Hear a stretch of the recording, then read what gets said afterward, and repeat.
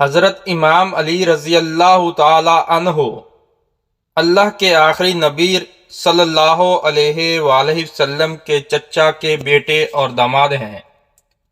آپ کم عمر لوگوں میں سب سے پہلے اسلام قبول کرنے والوں میں سے ہیں۔ ساری زندگی اللہ کے نبی صلی اللہ علیہ وآلہ وسلم کے ساتھ گزارنے والوں میں سے ہیں۔ آپ مسلمانوں کے چوتھے خلیفہ تھے۔ اللہ کے نبی صلی اللہ علیہ وآلہ وسلم کا آپ رضی اللہ تعالی عنہ کے متعلق ارشاد ہے، جس کا مفہوم ہے کہ میں علم کا شہر ہوں اور علی اس کا دروازہ ہے۔ حضرت علی رضی اللہ تعالی عنہ نے فرمایا، عقل دو طرح کی ہوتی ہے، ایک عقل طبعی اور دوسری عقل سماعی۔ انسان عقل سماعی سے کوئی فائدہ حاصل نہیں کر پاتا۔ اگر اس کے پاس عقل طبعی نہ ہو، یہ بالکل ایسے ہے جیسے اگر آنکھ کی بینائی نہ ہو تو سورج کی روشنی بیکار ہے۔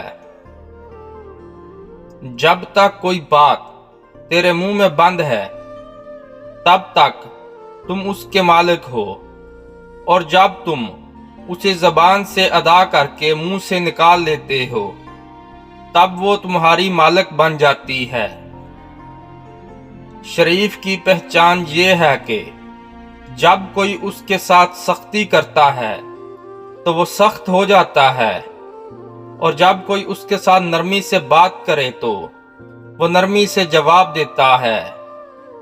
اور کمینے کی پہچان یہ ہے کہ جب کوئی اس کے ساتھ نرمی سے بات کرے تو اس کا جواب سختی سے دیتا ہے، اور سختی سے بات کرنے والے کے سامنے ڈھیلا پڑ جاتا ہے۔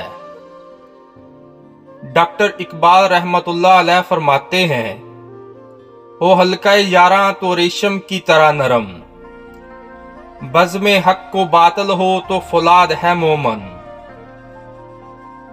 مولا علی علیہ السلام نے فرمایا، جب کوئی آدمی کسی دوسرے آدمی کے عیب کی تلاش میں رہتا ہے تو ایک وقت آتا ہے کہ اسے اس کا کوئی نہ کوئی عیب مل ہی جاتا ہے۔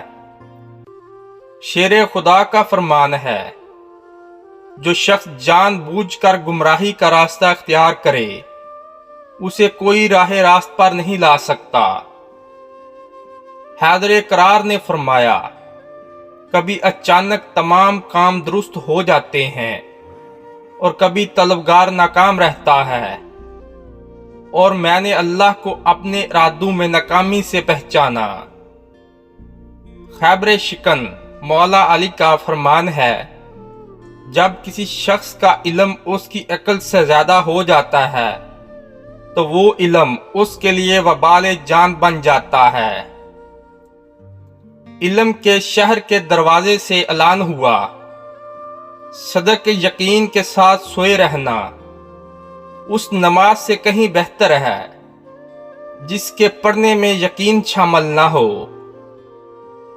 امام علی کا فرمان ہے، جب عقل کامل ہو جائے تو کلام کم ہو جاتا ہے اور آدمی اکثر صحیح بات کرتا ہے۔ ایک شخص نے حیدر کرار سے سوال کیا، انسان مختار ہے یا مجبور؟ آپ نے جواب دیا، اپنی ایک ٹانگ اٹھاؤ۔ اس شخص نے اپنی ٹانگ اٹھائی، تب آپ نے کہا، اب دوسری بھی اٹھاؤ۔ وہ بولا، میں اس سے مجبور ہوں۔ تو آپ نے فرمایا، یہی مثال مختار اور مجبور کی ہے۔